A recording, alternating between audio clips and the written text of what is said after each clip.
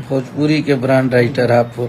Love you भाई, आप सभी को बहुत बहुत धन्यवाद कि आप लोग इतना मोहब्बत करते हैं हम सबसे, और आप सबका मोहब्बत हमारे लिए बहुत बड़ा चीज़ है कि आप लोग ऐसे ही प्यार आशीर्वाद बनाए रखिए। और हमारे जो टेलर और टीजर संघर्ष 2 और फरिश्ता का आया था उसको भी आप लोगों ने बहुत आशीर्वाद प्यार दिया है।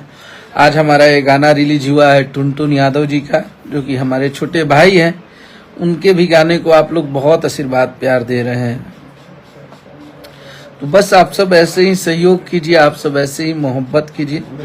बहुत अच्छा गाना आप सबके बीच में आने वाला है, बहुत बढ़िया शुभम भाई ने कंपोज किया है और हम लोग लेके आ रहे हैं। अभी हमारे को गाना के आप सब बड़ी आशीर्वाद प्यार देते नहीं जाए, जौन की पूरा हमनी की टीम बनौले रहे। समरिया दढ़िया जनी बनाई बड़ी बढ़िया लगेला।